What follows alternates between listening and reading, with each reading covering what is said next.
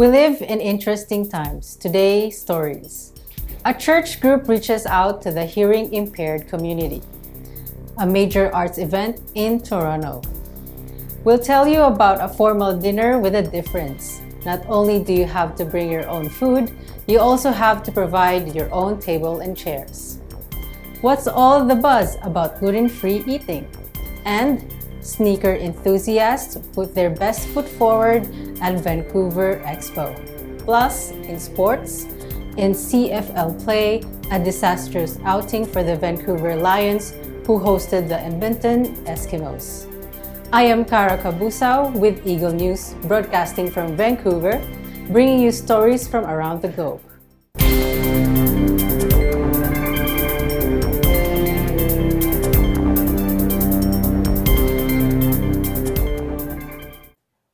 People in Canada's deaf community face many challenges. Eagle News correspondent April Masongsong tells about an organization that is reaching out to the deaf, mute, and those who are hard of hearing. We are here tonight in Toronto, Canada, where the first ever CSD, Christian Society for the Deaf, launching and seminar training is being held to promote awareness and to reach out to the deaf community through sign language.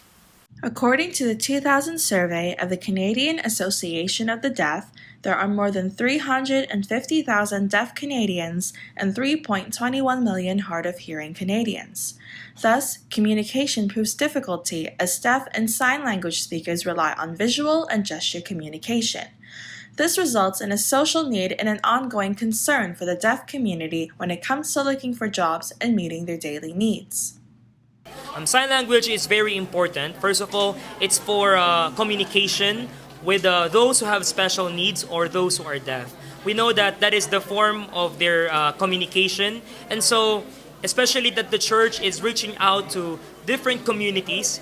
That includes the deaf community, and so it's very important that the brethren also are aware and are knowledgeable about sign language.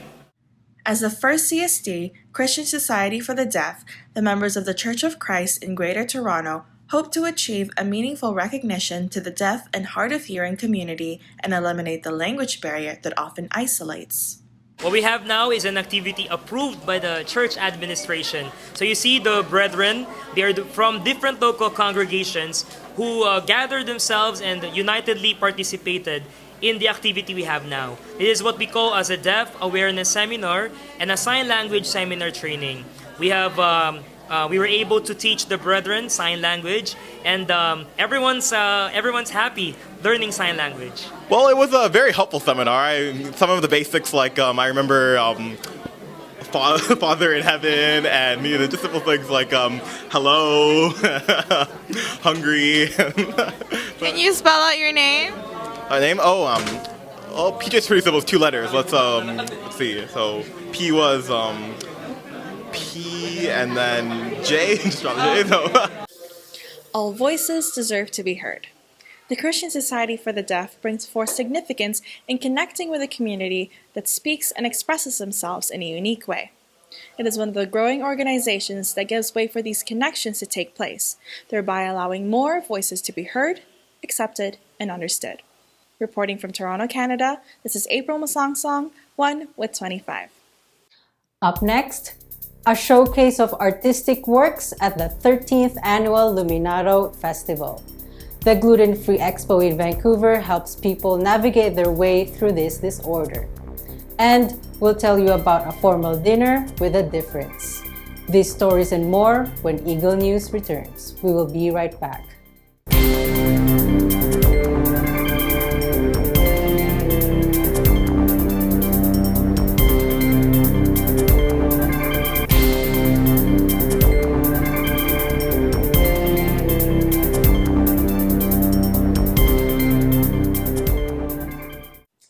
Welcome back. You are watching Eagle News. In Toronto, a story about a major art festival.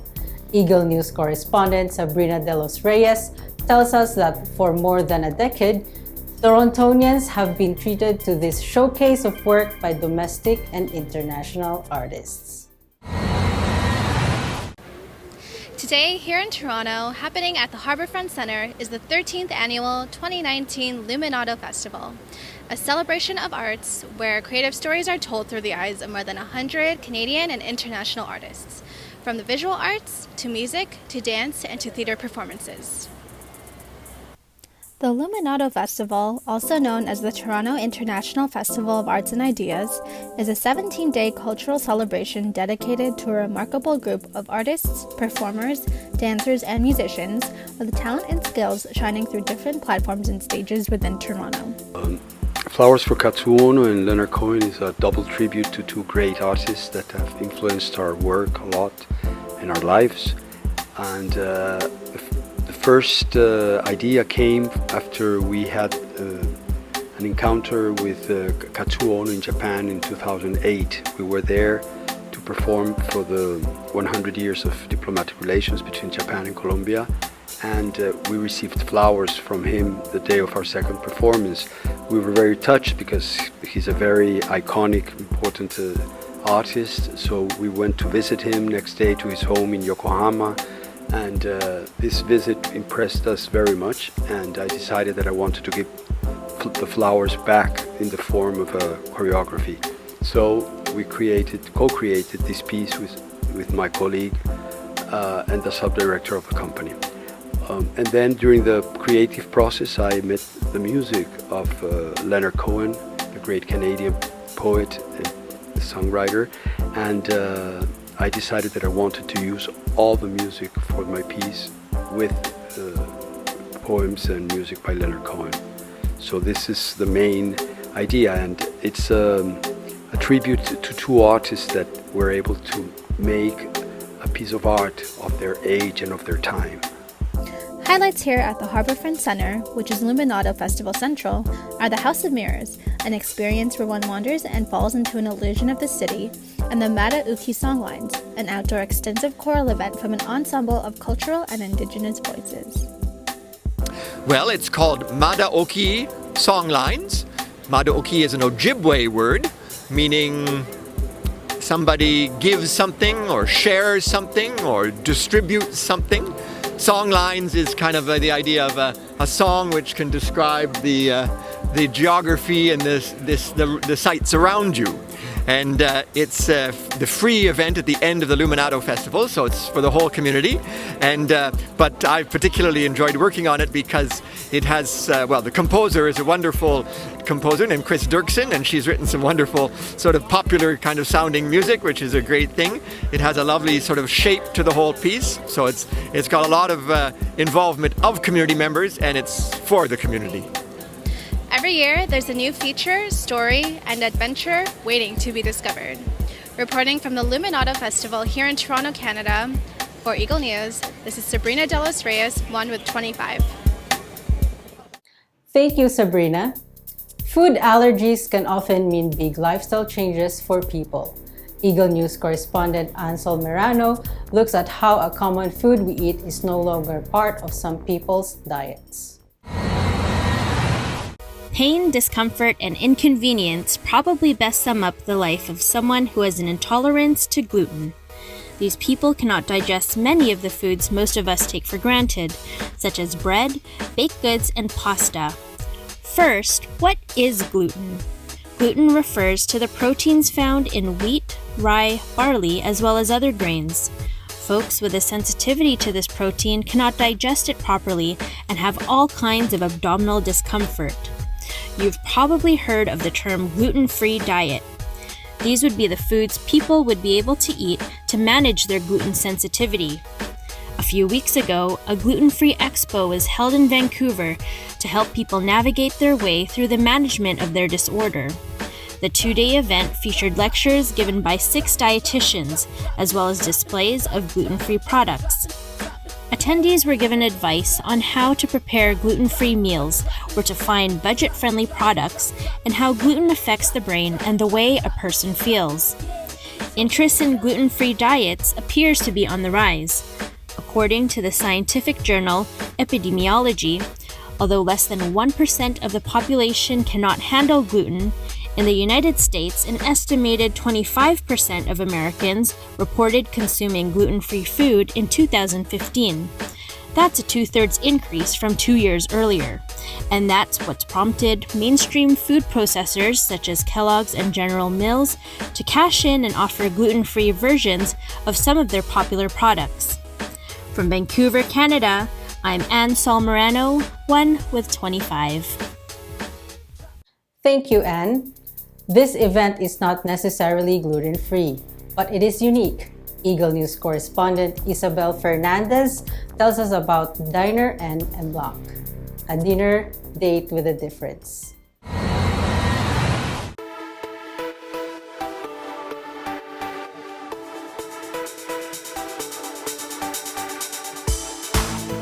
Today we're here at Van Dusen Gardens in Vancouver, Canada, where thousands of white-clad guests have gathered for a night of festivities. Let's check it out. Dîner en Blanc is an international event held yearly at multiple locations.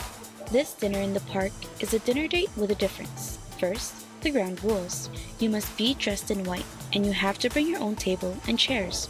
You also have to provide your own food, and you can't just show up and crash the event. The location is kept secret, and you must be invited. One of the organizers, Jordan Coleman, says since its inception, these traditions have been strictly followed. Of course, this tradition to dress in all white, it's tradition to dine at a table for two, it's tradition to bring your own tables and chairs and share food with friends. This event is very much steeped in tradition, and that's what makes it super magical and super beautiful. But why the secret location?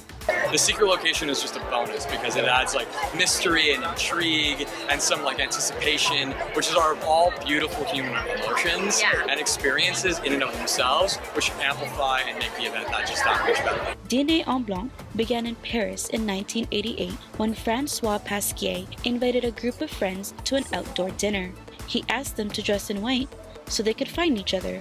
This event is now held in 70 cities, including Vancouver. The latest dinner had about 4,000 guests. This year, the founder, Pasquier, traveled from France to Vancouver to attend. From Vancouver, Canada, I'm Isabel Fernandez, 1 with 25. Thanks, Isabel. Coming up, if the shoe fits, buy the sneaker. And a bad night for the BC Lions of the Canadian Football League. Eagle News Canada continues after this.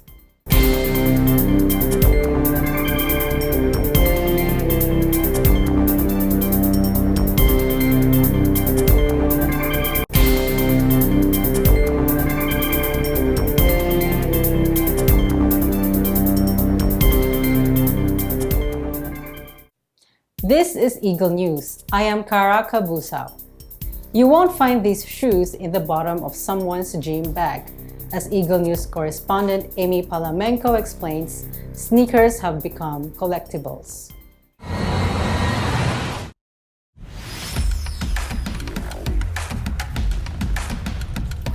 Welcome to the world of exotic sneakers and the people who inhabit it. These aren't your ordinary gym shoes that you would buy at a department store. Inside these walls, you'll find an embarrassment of sneaker riches. And the people who come here? Well, some of them would be called sneaker snobs. The event is known as SneakerCon Vancouver. It has been around for about 10 years and was started in New York by sneakerheads. It is now in more than 30 cities worldwide. It's the first time it has been staged in Vancouver. In an out-of-the-way room on an upper floor of the Vancouver Convention Center, buyers, sellers, and traders are meeting at this footwear flea market. Collectors come from afar looking for treasures such as rare Nike Mag, Back to the Future, self-lacing shoes that goes for an average of $32,000 in change. Clearly a case of someone with too much money. But there are more than rarities here. Vendors are hawking their wares like sellers in a Mideastern bazaar, and the bargaining is intense as buyers look for deals on upscale brands. So who comes here, aside from the rich sneaker aficionados? The crowd at this event was mostly teenage boys looking for a pair of awe-inspiring trainers to enhance their image. Reporting from Vancouver, Canada, I am Amy Plamenko, 1 with 25.